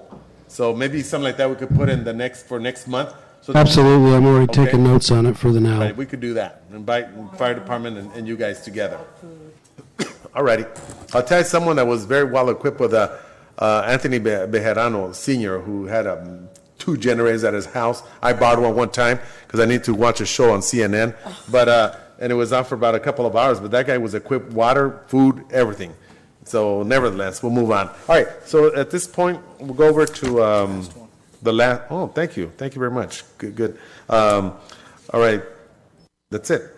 Ms. Garcia. Request by Councilmember Monica Garcia, discussion consideration. Council Member Garcia is requesting review of council discussion on November 16th, 2016, and November 23rd of 2016 regarding the retention of Kaufman Law Firm and personal investigation. This is a response to serious allegations and false representation of facts made by Councilmember Susan Rubio and Councilmember Baca on August 16, 2017, claiming that the city denied the protection to certain council members. Councilmember Monica Garcia. Thank you, Mayor. Yes, this is in response to comments made at the last council meeting, and specifically, quote unquote, the city denied the protection to certain council members as a result of harassment claims that had been filed with the city. And I just want to review that November 16, 2016, the mayor, after closed session, came to regular session, reported out on a 5-0 vote that the city council was in agreement to hire an investigator and look into the claims. At which point, Councilmember Cruz Baca stated that she preferred to go to mediation. And then at that point, the council engaged once again in a conversation and held off on hiring an investigator, and then moved forward with scheduling a meeting on November 23rd to discuss the item. That meeting only had one item on the agenda, and it was to consider the retention of Kaufman Law Firm and personnel investigation so that we could take up this item. I want to point out that council members Cruz Baca and Susan Rubio did not attend that meeting. And so moving forward, we still continue to figure it out as a council. So the comments that were made at the last council meeting were certainly false, and I think that it puts the city in a bad situation because if there are any claims of harassment, we are obligated to investigate, to discuss the course of action.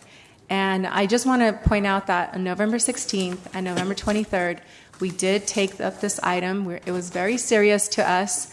And so the fact that, we have 2 council members that went in a different direction or didn't even show up to the meeting, that's a decision that they made. But the city did take these claims very serious. It's documented in public record, and I felt it was important that we review that just to avoid any potential for liability against the city or even against this council.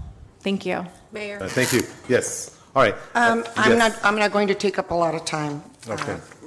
But I am going to say that there are 2 videos that would explain everything. The one in December of 2016, it's very long, so those of you that are listening to this council meeting on audio and those of you that are still in the audience, thank you for staying. It's a long video of about 20 or 25 minutes. I suggest, it's on YouTube, I suggest that you look it up. Someone posted it. That was December of 2016. Then in August of this year, just a month ago, there's another video that's posted. So all I'm going to say is that please take a look at those videos. I don't need to say anything else. I can be accused of allegations or whatever it is, and that's fine because everyone's entitled to their own opinion. But the facts are in those videos. So thank you very much. All right, thank you. And I will add to that, Mayor. Yes. Yeah, same thing. There is no he said, she said. It's clear cut in the video how that meeting went and what the allegations were and why we expressed concern. That's number 1. Number 2, stating that we didn't attend a meeting, that's also misleading because we were not supposed to have a meeting that day. And that meeting was a special meeting that was held even after we said we could not make it. Typically, the council waits or at least our CEO waits, makes sure that whenever we have special meetings, we coordinate our schedules because everyone has a lot of things to do. And in that particular meeting, they had the meeting without us. In fact, we publicly stated our opposition for having had that meeting without all 5 council members there present. So we just didn't choose not to show up. That was a meeting that was set without our consent. Thank you. All right. Thank you. Len, real quick question. If it's a video that's a selective, that's part of a campaign propaganda, better off go and get the actual recording from here, because those videos are selective video with selective type of information and editing. Yes, So, and I don't watch those videos, but that's what I've heard. And I Go do ahead. encourage, because it's very similar to the video. Similar. It's identical to the video, in fact, the audio. So I would suggest that you look at the December, I believe it was the 6th, it was the first meeting in December of 2016, as well as the August, either 6th or 7th August of this year. Take a good look listen to the audio. It's very easy to download. Thank you. Mayor. All right, thank you, Councilmember Monica. Thank you. I also wanted to report that I attended a League of Cities conference last week, which was really excellent. There were excellent sessions, and one of them that I attended is personal and organizational ethics. How do cities sustain an ethical culture? And it was really a wonderful topic, and to hear what other cities have done, like the city of Palo Alto. By law, we're required to fulfill the ethics training, which is AB 1234. But some cities have taken it a step further, and I would encourage that we take a look at the Institute for Local Government, which has provided some direction, some framework, additional framework on what other cities have done. I think that we could certainly benefit from engaging with them and seeing what we could apply here in this city, just so that we could have a healthier dynamic.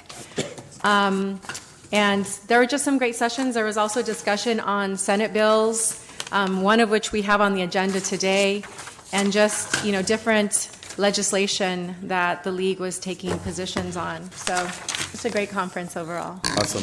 Thank you. Yes, Councilman Cruz Baca. Then we'll go ahead. I just want to thank Robert, because it brought something to mind. I did attend the ethics seminar that we had along with a lot of our staff a few weeks ago or a month ago, and thank you very much, Robert. It was very thorough, and I always enjoy, believe it or not, attending those. Thank you. All right, thank you very much. All right, so at this point... May I just have Councilman a quick Ricardo Pacheco? announcement? I just wanted to point out some of the many great activities. I could be here all night talking about all the good programs that we have. But we do have coming up a Dia de los Muertos art exhibit. This is October 2nd to November 4th. It's a Thursday, so this is a Dia de los Muertos. It's a Mexican celebration that happens annually on November 1st to the 2nd. And Dia de los Muertos is a holiday that honors and celebrates the dead with lively, vibrant festivities. The Arts and Recreation Center hosts this annual Day of the Dead exhibit, along with a special celebration and craft projects for all ages. So if you want to submit artwork, you can do so and send your whatever you have information to Angela Laws or to John Carrillo. So you could call our city Parks and Rec and get that information. So I just thought I get that out there and we start to promote that event that we have. Thank you, Mayor. Thank you very much. Yes. I just want to let everyone know that this Thursday, sadly, is the last street fair. Last week, it was incredible. I'm still getting calls from people wanting to know where Juan Gabriel performs. Oh, yeah, that's right. And we had probably close to 5,000 people there, and it was incredible. The entertainment, thank you so very much, Manny, Maria, and all the staff, our police department, everyone that worked so hard, because it is a lot of work. Like Vice Mayor Rubio said, I've seen some of our public works employees out there and some of our Parks and Rec at 1 o'clock in the afternoon when it was 120 in the shade. Yeah, big time. And so thank you so very much. This is going to be sad to see this go away, because it's been so successful, so much fun. I've had so many people that moved away from Baldwin Park, that grew up in Baldwin Park, have come to these street fairs and say that, why didn't we have this when we were growing up here? Yeah. So it has been a lot of fun. fun. Looking forward to next year. Hopefully, we can sort of expand it a little. Whoa. So that we can make it a little longer, and looking forward to next year. The entertainment was unbelievable. But like I said, I think Juan Gabriel was the highlight this summer. So thank you. All right, thank you. Councilmember Cruz. Yes, go ahead. That I've had a few people ask me, why can't we have the street fair at least once a month instead of just ending it in September? I've had actually quite a few people. Also, another thing, every October, the school district does have the Great American Shakeout. No, that's and right. They do, different schools do a lot of mocks. They do a search and rescue where students pretend they're injured, and we do a whole scenario. So that's another opportunity to also work with the city. All right. Thank you very much for noting that. All right, at this point, I'm going to move for adjournment of the City Council. That's my motion. And any objections? Seeing none, so move. At this point, I'd like to open up the Baldwin Park Housing Authority. I'd like to move for consent calendar items 1 and 2. That is my motion. Second. Any objections? Seeing none, so move. At this point, I'd like to move for adjournment of the Housing Authority. That's my Second. motion. Any objections? Seeing none, so move. All right. So at this point, I'd like to open up the Finance Authority, and I'd like to move for consent calendar items 1, Treasury Report. Second. Any objections? Seeing none, so move.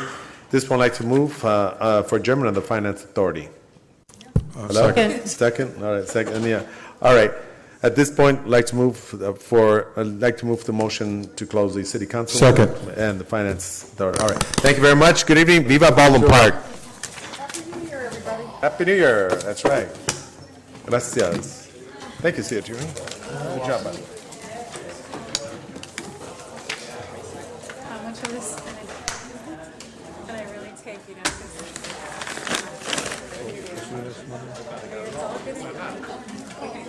I'm going to be in Carlsbad on Tuesday.